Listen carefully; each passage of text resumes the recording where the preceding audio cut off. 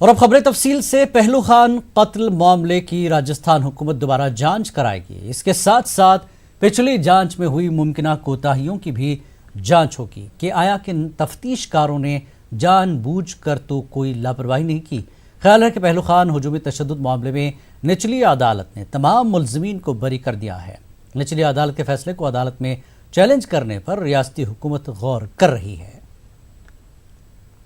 और Congress leader PL Punia ने पहलू खान केस पर न्यूज़ 18 से खास बातचीत की। उन्होंने कहा कि तमाम मुलजमीन को बरी किया जाना हैरानकुन है। अब राजस्थान सरकार के ऊपर है कि वो इस मामले में अपील करें, मजबूत ठोस सबूत जुटाएं और पहलू खां को जो हत्यारे हैं उनको सजा दिलाएं और इस मामले में न्याय हो।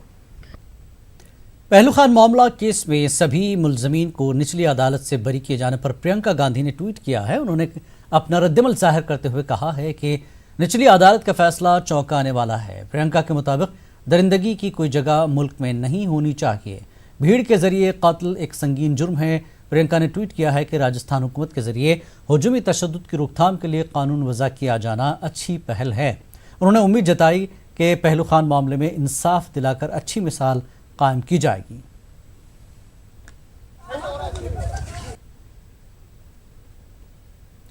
पहलू खान केस पर मायावती ने ट्वीट किया है, राजस्थान हुकूमत की लापरवाही की वजह से सभी मुलजिम बरी हुए। तमाम मुलजिमीन का बरी होना अफसोसनाक। मुतासरा खानदान को इंसाफ दिलाने में हुकूमत रही नाकाम।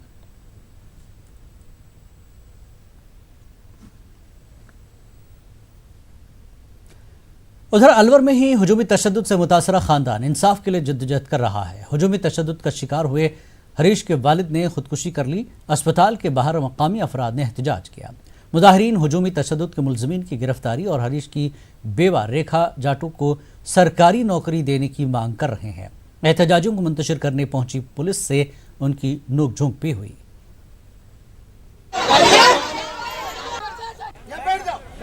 और आवश्यकता पड़ी पुलिस को टाइम दिया घंटे 2 घंटे का, मुलजिम गिरफ्तार हो जाती है और न्याय मिल जाता है इसके परिवार को, तो हम ये धरना यहाँ समाप्त करेंगे। अन्यथा 2 घंटे में हाईवे को जाम करेंगे। हाईवे पर जाएंगे, डेड बॉडी का पोस्टमार्टम जब तक नहीं होगा। विशेष समुदाय के लिए काम कर रहा है, दलितों को प्रताड़ित कर रहा है, दलितों के साथ अन्याय कर रहा है। यहाँ का पुलिस प्रशासन विशेष समुदाय को बुला करके थाने में FIR दर्ज कराता अपने तरीके से उस हरीश जाटव के पिता को दबाव बनाया इन लोगों ने कि वापस फैसला करो, और रुपए लेकर के फैसला करना चाहते थे। मुलजिम गिरफ्तार नहीं की इन लोगों ने। एसपी और आईजी कहे गए, वो मुलजिम खुले घूम रहे हैं आज तक। आदमी चाहिए, मेरी बेटी को पोषण चाहिए, मेरी बेटी को। और कितने रुपए वाले रुपए तो 5 करोड़ रुपए लूंगी। ज्यादा मांगी है तो उनकी ज्यादा रुपए वाले हैं तो वो। और सरकारी नौकरी चाहिए, वो सरकारी नौकरी चाहिए और 5 करोड़ रुपया चाहिए। तो मेरा आदमी 20-25 हजार रुपए कमा करो, मेरी बेटी को कैसे करूंगी मैं? 4 बेटी है। बढ़ती आबादी को कंट्रोल करने के लिए हुकूमत संजीदा है। रुकने पार्लियामान राकेश सिन्हा का कहना है कि इस सिलसिले में मरकजी हुकूमत जल्द ही कानून वज़ा करेगी। उन्होंने कहा कि समाजी नाबराबरी को दूर करने के लिए कानून वज़ा करना ज़रूरी है। छोटे परिवार की हिफाजत पर वज़ीर आज़म नरेंद्र मोदी ने भी यौम आज़ादी के मौके पर अपने खिताब में रोशनी डाली थी। जो विकटतम समस्या है उसको राष्ट्र के नाम संदेश में रखा है। इससे साफ जाहिर है कि यह सरकार की प्राथमिकता बन गई है और जनसंख्या नियंत्रण के लिए लोकतांत्रिक विमर्श के साथ साथ सरकार कानून बनाने की पहल कर सकती है। मोदी जी जब विस्फोट की बात कहते हैं तो ये स्वीकार किया जाना चाहिए कि 1990 के बाद जितनी जनसंख्या बढ़ी है वो भारत की संसाधनों, भारत की भूमि और भारत की ज़रूरतों से अधिक जनसंख्या है। अब अगर 0.01 भी जनसंख्या अधिक बढ़ती है तो यह हमारे संसाधनों पर एक भार की तरह होगा। जनसंख्या एसेट और चैलेंज दोनों बन जाता है। एसेट तब रहता है जब मानव संसाधन के रूप में रहता है, और यह चुनौती तब बन जाती है, बोझ तब बन जाता है जब यह बिना योजना के बढ़ती है।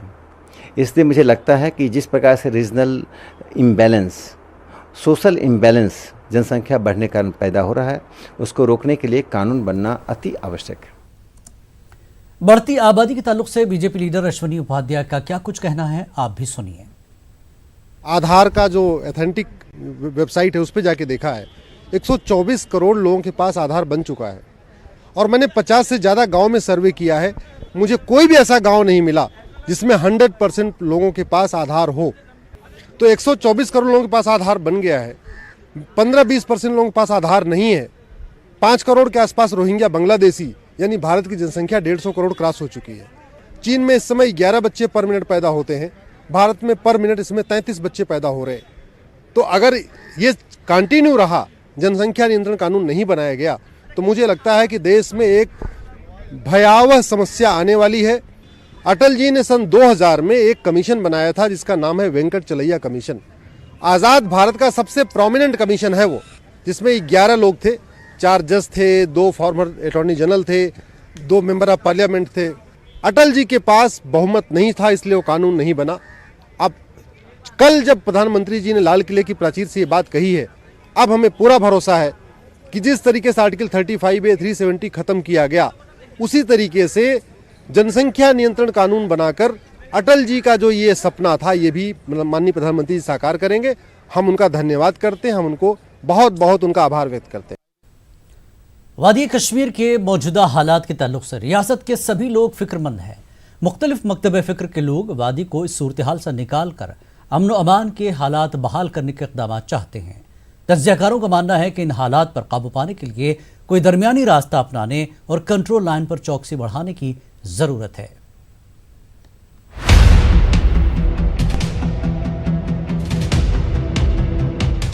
जम्मू कश्मीर से दफा 370 को हटाए जाने की अगरचा हर सतह पर पजीराई हुई है, ताहम इसके बाद पैदा हुए हालात पर काबू पाने और मामूल के हालात बहाल करने के इक़दामात की सख्त जरूरत महसूस की जा रही है। दफा 370 को खत्म किए जाने की कई सतहों पर मुखालिफत भी हो रही है और इस इक़दाम को नुकसानदेह भी करार दिया जा रहा है। सियासी मुबस्सिरीन का मानना है कि इस तरह का कदम उठाकर मरकजी सरकार ने रियासत के लोगों की तरक्की और खुशहाली को यकीनी बनाने की राह खोल दी है। इनका कहना है कि जो लोग इस इक़दाम की मुखालिफत कर रहे हैं वो बगैर सोचे समझे ऐसा कर रहे हैं। इनका कहना है कि दफा 370 के मनसूख होने से रियासत की तकदीर बदल जाएगी। क्योंकि जब आप मैं कहूँगा एक दीवार जो थी हिंदुस्तान और जम्मू कश्मीर के अंदर जो आपने हटा दी है और इसको एज बाकी स्टेट्स की तरह आपने बना लिया है, तो हमारा जो एक नज़रिया है वो बढ़ना चाहिए। हमारे बच्चों जिनको नौकरियां नहीं मिलती थी, जो डरते थे बाहर जाने के लिए, अब एटलीस्ट वो तो डर खत्म हो जाएगा ना। क्योंकि घाटी के अंदर जो एंटी इंडिया सेंटिमेंट था वो इसी हिसाब से घुसा हुआ था कि वो सोचते थे पता नहीं बाहर क्या हो रहा है। अब वो भी चला जाएगा, लोग आएंगे, मिलेंगे, घाटी के लोग बाहर जाएंगे, वहाँ से आएंगे, तो टूरिस्ट नहीं, मैं दूसरे लोगों की बात कर रहा हूँ, वो तो ये जो सेंटिमेंट है सारा ये ऑटोमेटिकली डिसॉल्व होगा। दफा 370 को खत्म किए जाने के बाद जहां वादी में हालात कदरे खराब हुए हैं, तो वहीं बैरूनी सतह पर भी इस इक़दाम पर खदशात जाहिर किए जा रहे हैं। सरकार को जहां अंदरूनी तौर पर हालात को मामूल पर लाने के इक़दामात उठाने की ज़रूरत है, तो वहीं बैरूनी तौर पर पाकिस्तान के प्रोपेगेंडे का मुकाबला करने के लिए भी इक़दामात करने की अशद ज़रूरत है। तज्ज़ियाकारों का कहना है कि हालात को मामूल पर लाने के लिए मकामी लोगों से बातचीत करने की ज़रूरत है, ताकि इन्हें इस दफ़ा के हटाए जाने के फ़वायद से रोशनास कराया जा सके। गवर्नमेंट के सामने प्रॉब्लम है कि उन्होंने बॉर्डर को इस तरीके से सील करना है कि कोई भी जो घुसपैठिया है वो अंदर ना आ सके। I call it A external conflict management. अभी हम आएंगे इंटरनल कन्फ्लिक्ट मैनेजमेंट के ऊपर, जो कि हमने अपने पॉपुलेशन को कैसे डील करना है। ये जो उसका रिलैक्सेशन की जो पीरियड है उसको बढ़ाते जाएंगे और आहिस्ता आहिस्ता मेरे अपने हिसाब से आने वाले 1-2 महीने के अंदर तकरीबन जो सिचुएशन है वो नॉर्मल हो जाएगी। अभी आप ये भी नहीं कह सकते कि टोटल बैकलैश नहीं होगा। अब हमें as a military strategist I must say there will be some backlash because there in any society there some bad elements. वो इस सिचुएशन को एक्सप्लॉइट करना चाहेंगे। उसके लिए मेरे को ये यकीन है कि हमारी जो सिक्योरिटी फोर्सेस हैं वो पूरी तरह से मुस्तैद हैं। आस्ते आस्ते ही चलेगा ये सिलसिला, ये तो होगा नहीं कि आप इमीडिएटली कहें अच्छा जी अब आप बुला लीजिए लोगों को, आइए जी हमारे साथ बात जो होना है वो कर दिया गवर्नमेंट ने, अब लोगों के ऊपर डिपेंड है। हाँ, जो लोग खुश हैं वो आस्ते आस्ते आप देखेंगे गवर्नमेंट अपने आप उनको कहेगी कि भाई आइए आगे आप आप चलिए, वो आगे जो भी जिस हिसाब से प्रोसेस करना होगा, क्योंकि इसमें अभी डिलिमिटेशन वगैरह बाकी चीज़ें हैं सारी पड़ी हुई, अभी काफ़ी काम करना है, तो वो तो आस्ते आस्ते होगा ना। इमीडिएट तो आप कहें कि जी अभी इमीडिएट 5-10 दिन में कुछ शुरू हो जाएगा, वो तो मेरे को लगता नहीं कि गवर्नमेंट करेगी। यही करेगी कि आपको ढील देती रहेगी आस्ते आस्ते। Let the people come out, let them come and talk. वो कहते हैं नुक्कड़ मीटिंग अपनी करें, जरा इकट्ठे हो जाएं, उसके बाद में आस्ते आस्ते जो है इवन ये जो मेन स्ट्रीम पॉलिटिकल पार्टीज हैं उनके भी लीडर्स को छोड़ेंगे और कहेंगे आओ। हाँ, पर एक चीज़ पे बहुत सख्त नज़र होगी गवर्नमेंट की कि अगर कोई बयानात कोई ऐसा लीडर जो देता है तो उसको वो इमीडिएटली फिर वो अरेस्ट कर लेंगे, क्योंकि ये अब जो है कश्मीर को पूरा ये मिलिटेंसी और ये एंटी इंडिया सेंटिमेंट जो है ना उसके अंदर इतने सालों से पाला हुआ, इसको पूरा रिमूव करना है। रियासत के मौजूदा हालात के पेश नजर सरकार और अवाम दोनों को बाहमी इश्तराक के जरिए हालात को मामूल पर लाने की कोशिश करने की जरूरत है। मौजूदा गैर यकीनी सूरत हाल की वजह से अवाम को काफी मुश्किलात का सामना करने के साथ साथ माली तौर पर भी दुश्वारियों का सामना है। न्यूज़ 18 उर्दू के लिए समीर भट्ट की रिपोर्ट। वक्त एक ब्रेक का, ब्रेक के बाद फिर लौटेंगे।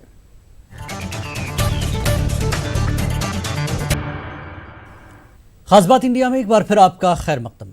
समाज में एक जानिब गरीबी मुफलिसी है तो दूसरी तरफ शादियों के नाम पर दौलत की रेलपेल शान और शौकत जताई जाती है। ऐसे माहौल में मंगलुरु के एक ताजिर ने समाजी इंसाफ की बेहतरीन मिसाल कायम की है। देखिए खास रिपोर्ट।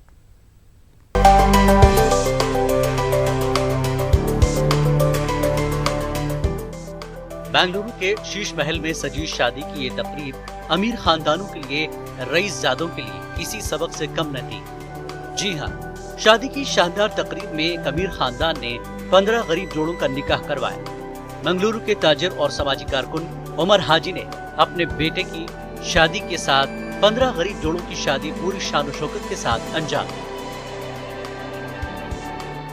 ये नहीं, मेरे से बड़ा आदमी लोग बहुत है इधर, मेरे से बहुत है ना, बड़ा आदमी लोग ये है, लेकिन अमीर लोग हैं इधर, लेकिन उन लोग का अभी दिमाग में ऐसा आना है, जो अभी उमर राजे ऐसे किया ना, ऐसा उनके दिमाग में आना है। सिर्फ उन लोग इधर कितना वेस्ट करता है खाना में, शादी में, हाल में। बहुत ही मुझे नसीब वाला हूँ ऐसा जो महफिल में ऐसा जमा होने के मुझे निकाह हुआ में, जो मेरा बहुत ही खुशी की बात है। बहुत ही नसीब वाला हूँ, उतने कह सकता हूँ। इसने पूरा अब्बा का ही कहलाता था, पूरा अब्बा का ही सोचता, बहुत ही अच्छी बात है। तो सब लोग उसमें राजी है और बहुत ही अच्छा बात है। SSF और सादिया फाउंडेशन के ताउन से उमर हाजी ने गरीब जोड़ों का इंतखाब किया। समाजी तंजीमों को तकरीब मुनक्किद करने की जिम्मेदारी सौंपी। हर गरीब जोड़े को 50 ग्राम सोने के जेवर, वॉच, पलंग, अलमारी, नई जिंदगी के लिए जरूरी तमाम साजो सामान भी दिए गए। दुल्हा और दुल्हन के रिश्तेदारों के लिए ताम का बेहतरीन नज्म हुआ। हर किसी ने बस यही कहा कि शादी की तकरीब तमाम अमीर खानदानों के लिए मिसाल है। अभी तो हमारा उमर हाजी ने मुझे 3 महीना पहला बताए, हमारा एक बेटा का शादी है, कैसा वो शादी इस्लामिक का इसमें करेंगे, इसलिए हम इंशाल्लाह 15 गरीब लड़कियों को शादी करेंगे। पहला उन्होंने बोले 10 को करेंगे क्या करके, मैं बताया 15 रहेंगे करके। पहला उन्होंने बोले 30 ये ग्राम सुन्ना देंगे, फिर उन्होंने बोले 40 देंगे करके, फिर लास्ट बोले 50 देंगे, 50 ग्राम सुन्ना। और उसके साथ साथ जो एक दूल्हे और दुल्हन को होना है, जो चीज़ होना है, पूरे इंतज़ाम किए। अल्लाह ताला ऐसे कबूल फरमाए, 15 गरीबों के घर बसे, इनका घर बसने के साथ साथ तो इसलिए इस्लाम कहता है ज़मीन वालों पर रहम करो, आसमान वाला तुम पर रहम करेगा। मतलब उनका बेटे के शादी का नाम नहीं है आज, एक्चुअली सब लोग बोल रहे हैं क्या ये पूरा गरीब लोगों की शादी का क्या बोल के। सो ये हम लोग एक सीखना है सब लोग। जो मुसलमानों में जो गुर्बत है, गुर्बत की बेहद बेहिसाब गुर्बत है। इसमें जो कई लड़कियों की शादियां नहीं होते क्योंकि है ना पैसों की दिक्कतें हैं, काफ़ी प्रॉब्लम्स है।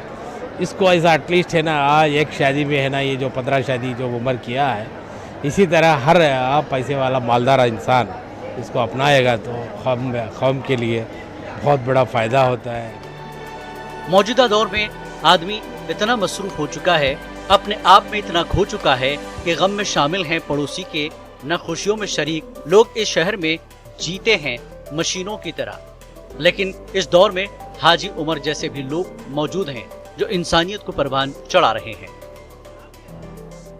बेंगलुरु के शीश महल में आमतौर पर करोड़पतियों की शादियां होती हैं, लेकिन आज यहाँ का मंजर कुछ मुख्तलिफ है। मंगलुरु के सामाजिक कारकुन उमर हाजी ने अपनी खुशी में गरीबों यतीमों का ख्याल रखते हुए 15 गरीब जोड़ों का निकाह करवाया है। पूरी शान और शौकत आबो ताब के साथ इज्तिमाई शादियों की यह अनोखी तकरीब मुनक़द हुई है। कैमरामैन वेंकटेश्वरलू के साथ Rauf Ahmad, news 18 Urdu, Bengaluru.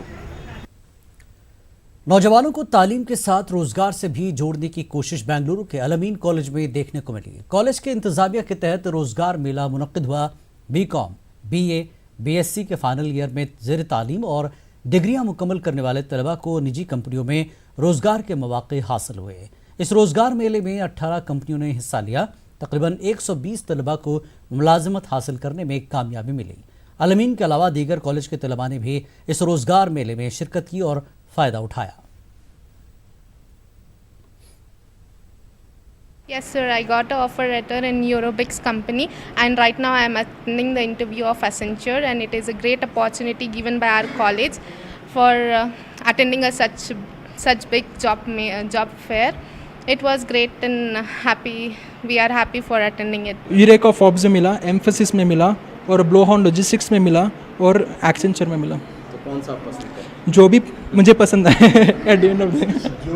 And yeah, I got selected in 24/7 company and I got selected in HGS and I'm very thankful to our principal that we are getting such an amazing opportunity because it's so hard to go out there and get the job and to give interviews and it's like we're getting it for free or something like that. So बहुत अच्छा experience था. I selected in Eureka Forbes and Pupa and now I had come for Accenture. Accenture में first round clear हो गया, second round के लिए wait कर रहे हैं and it's a very good opportunity for us. Directly तो हम जाके Accenture में नहीं ले सकते, जॉब के लिए वेट नहीं कर सकते, इंटरव्यू अटेंड नहीं कर सकते and it's a very big great opportunity. Reality मालूम हुआ जॉब कैसा मिलता है, इंटरव्यू कैसा होता है और लाइफ में ऐसा मोमेंट्स आते हैं. डिग्री के बाद जाना पड़ता है कंपनीज़ को. सो कंपनी हमारे पास आ रहे हैं प्लेसमेंट्स के लिए, वो एक बड़ा एक्सपीरियंस हुआ, पहली बार हो रहा है. कौम मिलत के लिए बहुत अच्छा है. ये सिर्फ हमारा मकसद ये है कि अल-अमीन के ज़रिए बच्चों को तालीम के साथ साथ प्लेसमेंट यानी जॉब अपॉर्चुनिटीज़ भी फराहम करें. इसलिए हमने 18 कंपनीज को यहाँ पर मदऊ किए हैं. Not only our students have participated but also और अलुमनी पुराने स्टूडेंट्स भी, बहुत सारे पुराने स्टूडेंट्स भी पार्टिसिपेट करके हैं और उनको भी जॉब मिलकर है. And our students are fairly doing well and most of them they have got selected and got their offer letters too. And I think so we should thank the management as well as the principal for having events like this. समाजी माहिरीन और तारीख दानों का कहना है कि हिंदुस्तान जैसे कसीर सकाफत मुल्क में नफरत की फ़ज़ा ज़्यादा दिनों तक कायम नहीं रह सकती. मोहब्बत, भाईचारगी और अख़ुवत हिंदुस्तान की मिट्टी में पोशीदा है. वफाकी तंजीम राब्ते मिल्लत के एक इजलास से खिताब करते हुए मुक़र्रिरीन ने कहा कि आज़ादी का मतलब मुजाहिदीन के ख्वाबों को अमली जामा पहनाना है.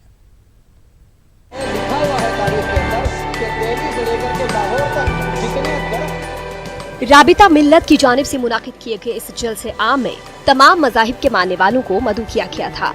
यौम आज़ादी की मुनासबत से मुनाकिद किए गए इस इजलास आम में मुक़र्रीन ने जद्दोजहद आज़ादी के मुख्तलिफ पहलुओं पर रोशनी डाली. मुक़र्रीन ने कहा कि अनेकता में एकता ही इस मुल्क की सबसे बड़ी खूबी है. मैं समझता हूँ हमारा देश इतना सुरक्षित है और इतना विकसित है और इतना शिक्षित है कि उनके बहकावे में हमारे देश के लोग आने वाले नहीं हैं. इसलिए कि हम एक साथ रहते हैं, एक साथ बसते हैं, एक दूसरे से हमारी ज़रूरतें वाबस्ता हैं, एक दूसरे से लेन देन हमारा जुड़ा हुआ है, हमारी दीवारें एक दूसरे से मिली हुई हैं, हमारे त्यौहार में एक दूसरे के साथ शामिल होना हमारे कल्चर, हमारी फितरत के अंदर शामिल है. मुक़र्रीन ने कहा कि जंग आज़ादी में हज़ारों मुजाहिदीन ने कुर्बानी दी, ताहम कुछ ही के नाम तारीख में मौजूद हैं. ऐसे पोशीदा हीरोज को भी मंजर आम पर लाने की जरूरत है. War of Indian independence was fought by Rani Lakshmibai, and for your information, she was supported by one Mr.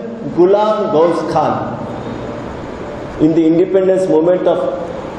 And everywhere हम कहीं भी लिखते हैं लक्ष्मीबाई का नाम बड़ा जल्दी आता, बुक में आता, and there is little said about, very little is said mentioned about Ghulam Ghaus Khan. हमको नहीं बताया जाता है, बताना चाहिए कि तकरीबन सैकड़ों बल्कि हज़ारों की तादाद में इस मुल्क की आज़ादी के लिए उलमा, जिसको हम आलिम कहते हैं, उलमा ने अपनी जो है जानों की कुर्बानी दी। यहाँ तक जो है लिखा हुआ है तारीख़ के अंदर कि दिल्ली से लेकर के लाहौर तक जितने दरख्त थे उन तमाम दरख्तों पर उलमा की लाशें लटकी हुई थी। इतने सैकड़ों की तादाद में, हज़ारों की तादाद में उलमा ने इस हिंदुस्तान की आज़ादी के लिए जद्दोजहद की और अपनी कुर्बानी दी। बालाकोट का, शामली का मैदान, बालाकोट का मैदान और भी बहुत सारी अभी क्योंकि मैं मुकर्रीन ने मुल्क के मौजूदा हालात पर भी तशवीश का इजहार किया। मुकर्रीन ने कहा कि ज़हनी आज़ादी, आज़ाद सोच और इख्तिलाफ राय का एहतराम ही हिंदुस्तान की असल आज़ादी है। न्यूज़ 18 उर्दू के लिए गुलबर्गा से जवाद मीर की रिपोर्ट। ऑल इंडिया सूफी उलमा काउंसिल के सदर मौलाना सैयद शाह खैरुद्दीन सूफी ने तेलंगाना हुकूमत से खादिमुल हज्जाज के इंतखाब के लिए सरकारी मुलाजमत के लुज़ूम को ख़त्म करने की मांग की है। उन्होंने कहा कि सरकारी मुलाजमीन को खादिमुल हज्जाज मुंतखब करने से दीगर अफराद के साथ नाइंसाफ़ी होगी। मौलाना ने हाजियों के खिदमत का जज्बा रखने वाले अफराद को ही खादिमुल हज्जाज मुंतखब करने का हुकूमत से मुतालबा किया। किराम के ताल्लुक़ से एक वीडियो वायरल हो रहा है और जिसमें ये बतलाया जा रहा है कि हुज्जाज किराम को खाने की और पानी की सख्त तकलीफ़ हो रही है कि जो बंदे अल्लाह की रज़ा के लिए उसके घर गए हैं उनको सहूलतें मुहैया नहीं हैं। तेलंगाना हुकूमत का एक लायक तनक़ीद बल्कि उनके लिए एक मज़म्मती जो है ना उनका एक फ़ैसला है कि खादिमुल हुज्जाज के लिए सरकारी मुलाजिम होना ज़रूरी है। हुकूमत के हर गलत फ़ैसले के ख़िलाफ़ हमने आवाज़ को बुलंद किया है और ये भी हुकूमत के फ़ैसले के ख़िलाफ़ हम ये आवाज़ उठाते हैं कि खादिमुल हुज्जाज का इंतखाब की जो शर्त रखी गई है उसको फिलफुर ख़त्म कर दिया जाए और आइंदा आने वाले 2020 के इलेक्शन में ऐसे खादिमों का इंतखाब किया जाए जो अवामी खिदमत का जज्बा रखते हों। वक्त एक ब्रेक का, ब्रेक के बाद फिर लौटेंगे।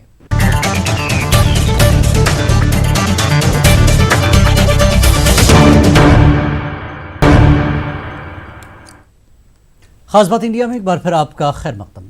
झारखंड काबीना ने मुस्लिम ग्वाला यानी गद्दी बरादरी को पसमानदा तबकात की फहरिस्त में शामिल करने की मंजूरी दे दी है। हुकूमत के इस फैसले से गद्दी बरादरी में खुशी का माहौल है।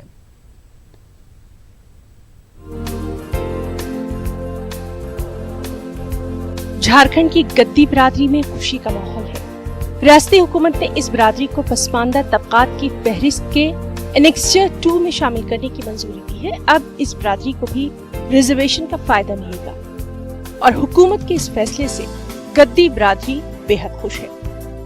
आज हम लोग का जो है ईद की तरह इसलिए खुशी मना रहे हैं कि हम लोग जो है रजिस्टर 2 में जो है आ गए और आने का खुशी हम लोग मना रहे हैं, मिठाइयाँ बांट रहे हैं, खा रहे हैं। इस तरह हम लोग जो है आरक्षण का पूरा लाभ उठा पाएंगे, इसी तरह हम लोग खुशी मना रहे हैं। गद्दी समाज हम लोग के यहाँ झारखंड में 32 क्या उससे बहुत ही पहले अंग्रेज़ों के समय से थे और बहुत ही पिछड़ा थे।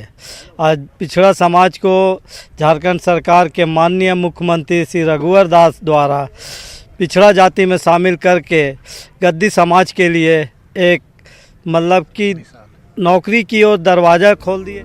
वाज़ेह है कि रियासत में इस बरादरी की आबादी 50,000 से ज़्यादा है। इस बरादरी के लोगों का पुश्तैनी कारोबार गाय पालना और दूध फरोख्त करना है और अब इस बरादरी में तरक्की की उम्मीद जग गई है। बाप दादो परदादों से क्या पुष्ट हम लोग का ख़त्म हो गया, एक दूधे का कारोबार है, समझे कि नहीं। इसी का है, अब तो नया जन्म वाला लोग करना भी नहीं चाहता है। हम लोग से जब से चल रहा है करेंगे। अब पढ़ाई लिखाई में भी ऐसे पहले से है, अब तो और मिल गया है फ्रैक्शन वाला, तो अब तो और ज़्यादा जोर देगा पढ़ने में, नौकरी चाकरी होते जाएगा। मौजूदा हालात में गद्दी बिरादरी की नई नस्ल अपने आबाओ अजदाद के इस पेशे को अपनाने में कतई कोई दिलचस्पी नहीं ले रही है और ऐसे में रिजर्वेशन के फायदे से इन्हें तालीमी और माशी तरक्की का इम्कान रोशन हो गया है। न्यूज़ 18 उर्दू के लिए रांची से नौशाद आलम की रिपोर्ट। झारखंड में उज्ज्वला योजना के तहत गरीब खानदान को चूल्हे के धुएं से निजात दिलाने की कोशिश की जा रही है। साल 2016 से जारी इस स्कीम के तहत अब हुकूमत ने दूसरा सिलेंडर भी मुफ्त फराहम करने का ऐलान किया है। इस ऐलान से गरीबों में बेहद खुशी है।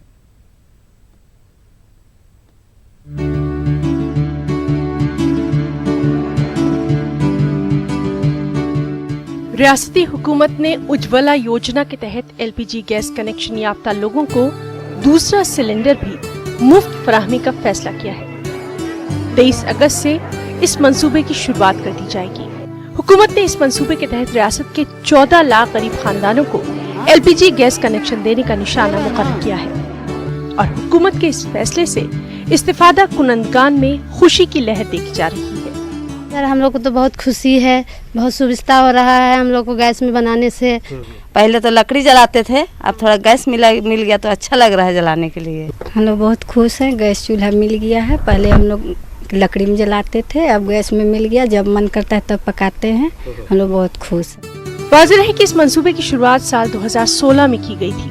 अब तक इस मंसूबे से रियासत के 29 लाख गरीब खानदानों को गैस कनेक्शन के साथ साथ मुफ्त में चूल्हा और सिलेंडर फराहम किए गए हैं। माहिरीन के मुताबिक बगैर किसी भेदभाव के इस मंसूबे को अमली जामा पहनाया जा रहा है।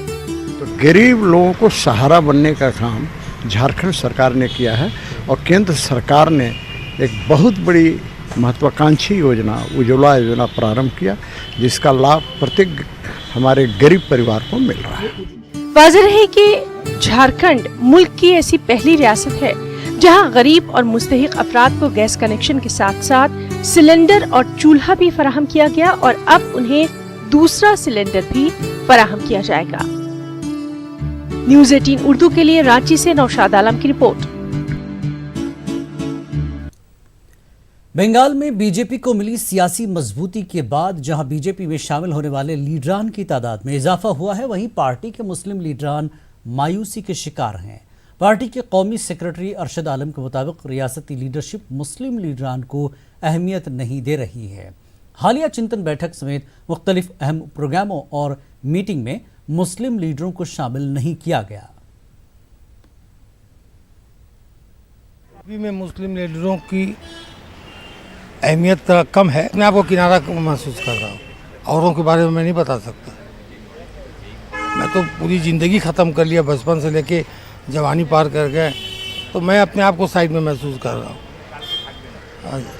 कोई किसी प्रोग्राम किसी मीटिंग में नहीं बुलाया जाता। देखिए मुस्लिम वोट मिलना ना मिलना ये सेकेंडरी बात है, आपको उस पर काम करना होगा। हम जिस कम्युनिटी से बिलोंग करते हैं, मुस्लिम है, तो मुस्लिम जनगण अगर हमारे पीछे आएंगे तो हम किसी का मोहताज नहीं है कि इज्जत कौन मतलब कोई दे तभी मेरा इज्जत होगा।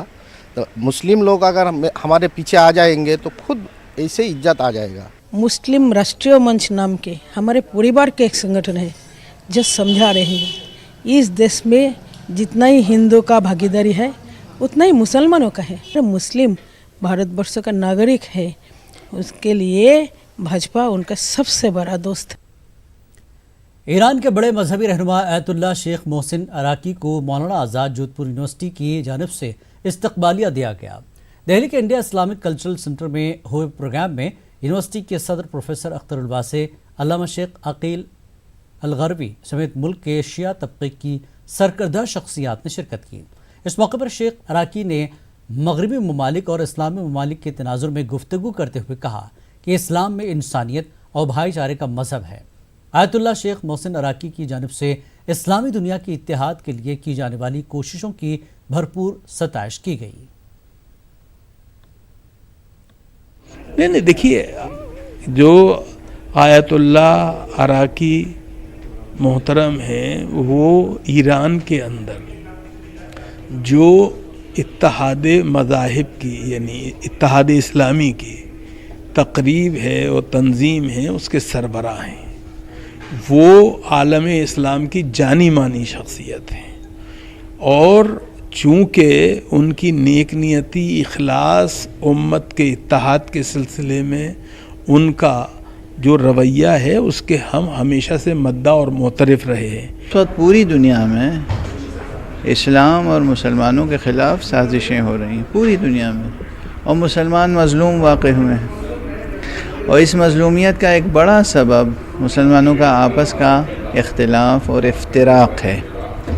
अगर मुसलमान इत्तेहाद और वहदत के रिश्ते में आ जाएं, इस रिश्ते से वाबस्ता हो जाएं, तो दुनिया की बहुत बड़ी क़ुव्वत बन सकते हैं और तमाम आलम इंसानियत को उसी तरह फैज़ पहुंचा सकते हैं जिस तरह इन्होंने पहले फैज़ पहुंचाया है।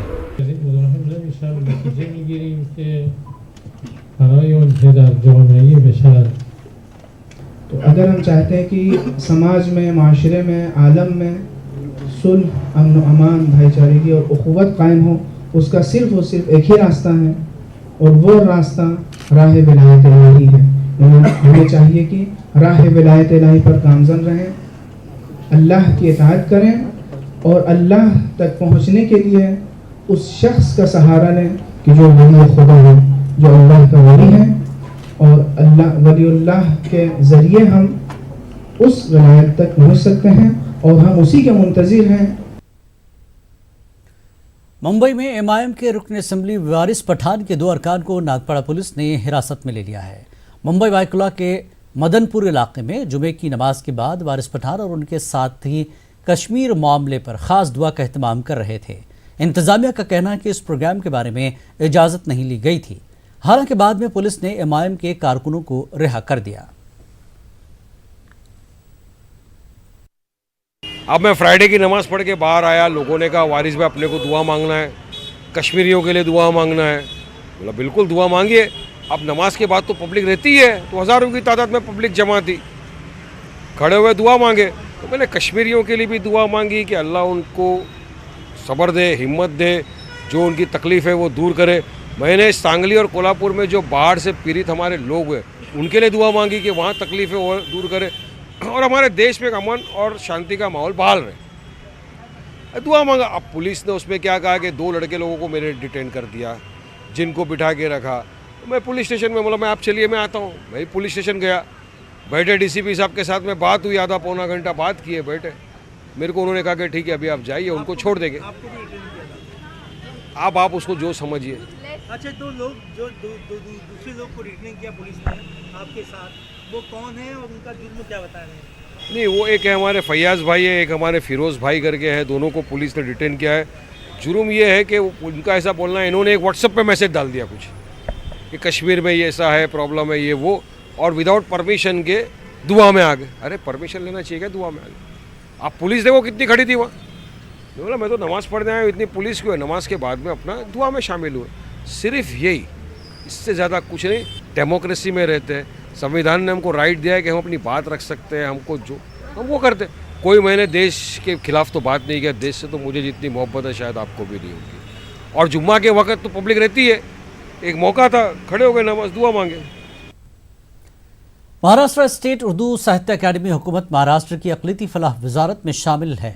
साल 2014 से कबल कांग्रेस एनसीपी हुकूमत ने रियासती उर्दू अकादमी को महकमे तहजीब व सकाफत से निकालकर महकमे अक़लियती उमूर में शामिल कर दिया था।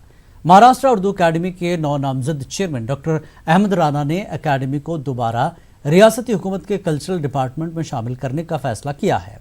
डॉक्टर अहमद राना ने वाज़ेह किया कि उर्दू ज़बान और अदब का ताल्लुक़ किसी एक फ़िरक़े या मज़हब से नहीं, बल्कि उर्दू मुल्क की अहम ज़बान है।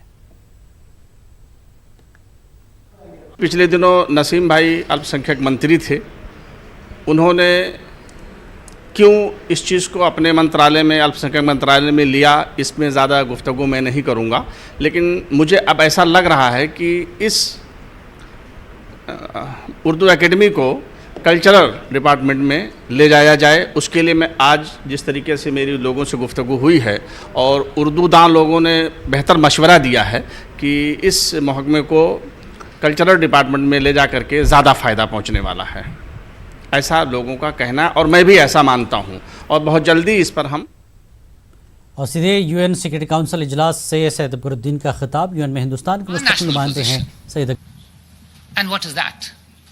Our national position was and remains that matters related to Article 370 of the Indian Constitution are entirely an internal matter of India. These have no external ramifications. The recent decisions taken by the Government of India and our legislative bodies are intended to ensure that good governance is promoted, socio-economic development is enhanced for our people in Jammu and Kashmir and Ladakh. You are aware this morning that the Chief Secretary of the Union Territory of Jammu and Kashmir announced a whole set of measures that the government is undertaking to move towards normalcy. We are gratified that the Security Council in its close consultations appreciated these efforts, acknowledged them, and indicated that this is the direction in which they would like the international community to move. We are committed to gradually removing all restrictions. You are aware of the timetable for that. Let me also tell you, since the changes internal to India have not made any difference to our external orientation, India remains committed to ensure that the situation there remains calm and peaceful. We are committed to all the agreements that we have signed on this issue. We note that there were some who tried to project an alarmist approach to the situation which is far from the ground realities. Of particular concern is that one state is using terminology of jihad against and promoting violence in India, including by their leaders. Friends, violence is no solution to the problems that all of us face. We are committed to and inconsistent with our previous position that all issues between India and Pakistan, as well as India and any other country, will be resolved bilaterally, peacefully, and in a manner that behoves normal interstate relations between countries. We are saddened that terrorism is being fueled, language and incendiary talk of jihad is being mentioned by people who should know better. All of you are understanding of the situation here. I do not need to tell you what was the outcome of the close consultations. You will yourself know about it. We stand ready to continue our efforts towards peaceful resolution of all issues in an atmosphere free of terror and violence. And I'm ready, if any of you are willing to ask any questions, I will take. I understand there are many of you. This is my first time, so I said, please cut me slack. And yes, I will. Don't worry. I will. Please, I'll start with you. And just relax. I will start with you. And I will answer 5 questions, which is 5 times more than both my predecessors who came here answered. Let's start you, since you are so excited. No, I'm not excited. The only thing is the history is excited. There has been resolution on that disputed territory of Kashmir, and Article 370, fine. That could be an internal matter of you. Thank you for accepting that. No. Thank you for accepting that. That All would right, be sir. an internal matter. All right. Thank you. So Article 370 was enshrined in the Indian Constitution. Thank you. By India. Right, but the thing is, still the reality remains that how do you deal with the UN Security Council resolutions passed in 1947, 50, and then Shimla Agreement has also failed in bilateralism? Thank you. Thank you.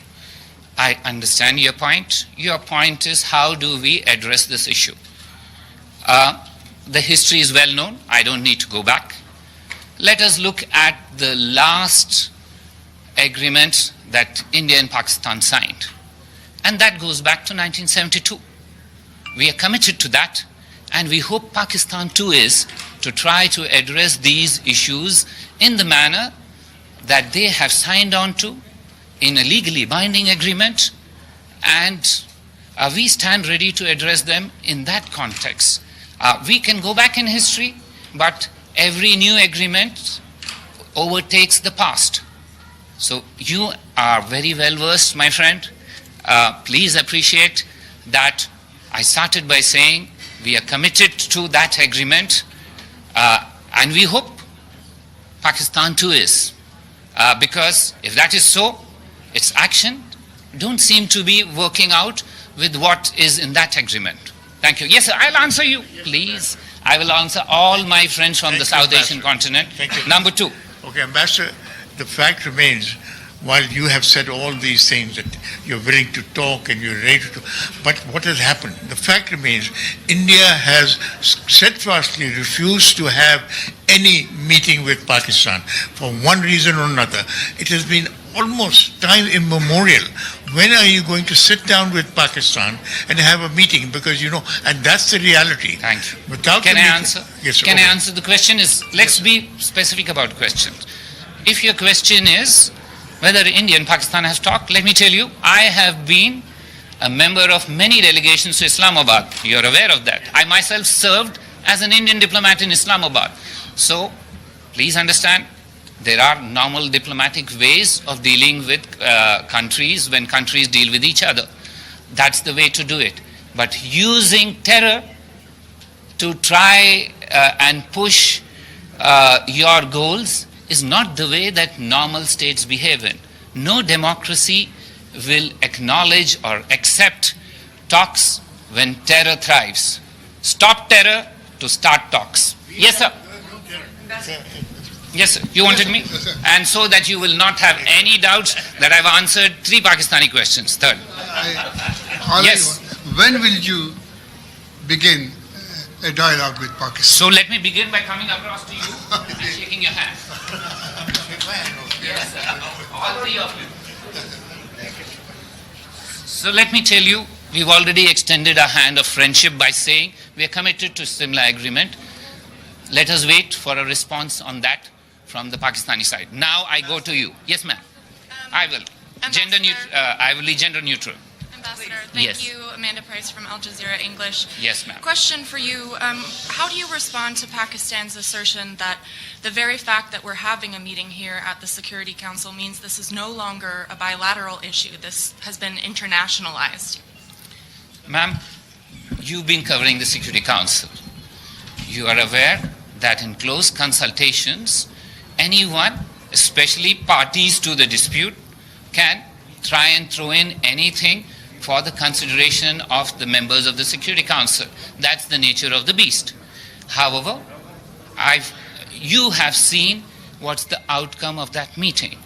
There is, I don't want to add further, I've repeatedly said we are ready to address these issues in a manner that states who have normal approaches to international ties should address them. And in our case, we are committed to the Shimla Agreement.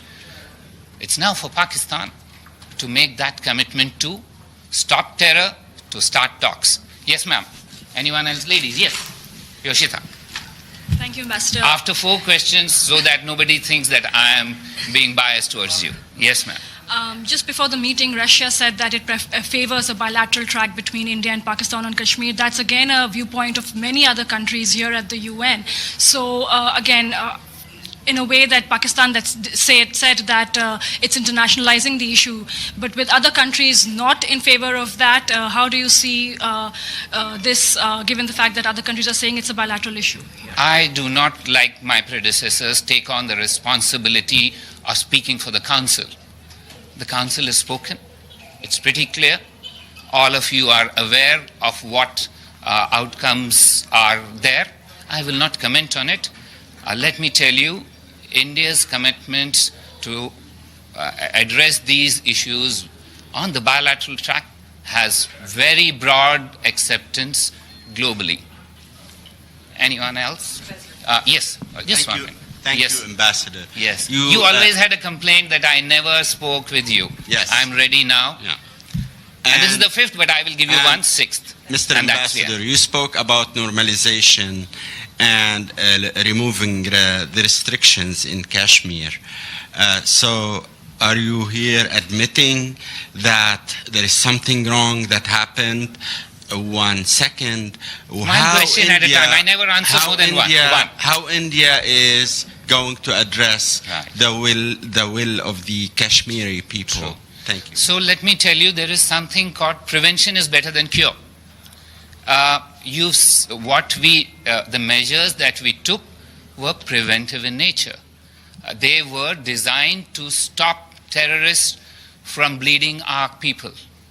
You've noticed that in the 10 days that have passed, there are no casualties. There are no fatalities. Syed Akbaruddin UN security council के इजलास में media नुमाइंदों के सवालों के जवाब दे रहे थे। जैसा कि उन्होंने कहा कि सिक्योरिटी काउंसिल ने भी हिंदुस्तान के कोशिशों को सराहा है। साथ ही उन्होंने ये बात भी कही कि पाकिस्तान दहशतगर्दी बंद करे तब बातचीत होगी और तमाम मसाइल का हल बातचीत के ज़रिए किया जा सकता है। और साथ ही उन्होंने जम्मू कश्मीर के चीफ सेक्रेटरी सुब्रमण्यम के हवाले से भी आज कुछ बात कही कि आज हालात बेहतर होने, जैसा कि उन्होंने प्रेस मीडिया को बताया कि आहिस्ता आहिस्ता जम्मू कश्मीर के हालात बेहतर होंगे और इसकी जिम्मेदारी हिंदुस्तान की है। आगे बढ़ेंगे। मध्य प्रदेश में उर्दू के मसाइल को लेकर किए गए सर्वे में हैरत अंगेज इंकशाफात सामने आए हैं। उलमा बोर्ड के बैनर तले 11 तंजीमों के इश्तराक से किए गए सर्वे में पाया गया कि हुकूमत की अदम तवज्जी के सबब पिछली 3 दहाइयों में 60% उर्दू स्कूल बंद किए गए हैं। तो आप देखिए भोपाल से हमारे नुमाइंदे की खास रिपोर्ट। हमें दीजिए इजाज़त। आदाब।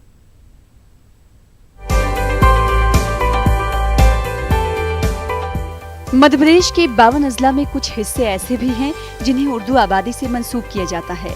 भोपाल, बुरहानपुर, जबलपुर, ग्वालियर, खंडवा, इंदौर, उज्जैन, रायसेन, सीहोर वगैरह में रियासती अहद में बड़ी तादाद में न सिर्फ उर्दू मीडियम स्कूल थे, बल्कि जब 1956 में मध्य प्रदेश की तश्कील हुई तो भी यहाँ पर 578 उर्दू मीडियम स्कूल हुआ करते थे।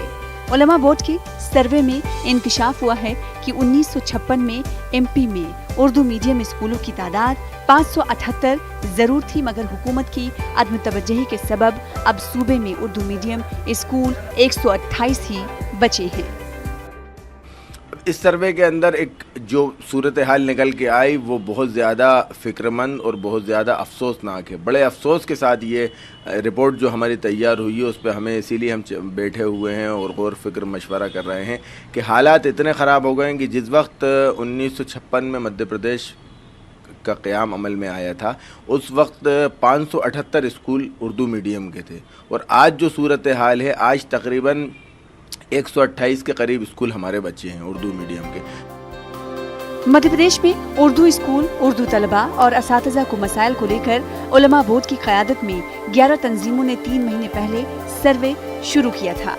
इस सर्वे में ये भी इंकशाफ हुआ कि सूबे में बेशतर उर्दू स्कूल, असातिज़ा और उर्दू किताबों की कमी के चलते बंद हो गए हैं और जिन असातिज़ा की दिग्विजय सिंह के अहद में उर्दू असातिज़ा के नाम पर तकर्री हुई थी वो उर्दू ना पढ़ाकर दूसरे मज़ामीन को पढ़ाने में लगा दिए गए।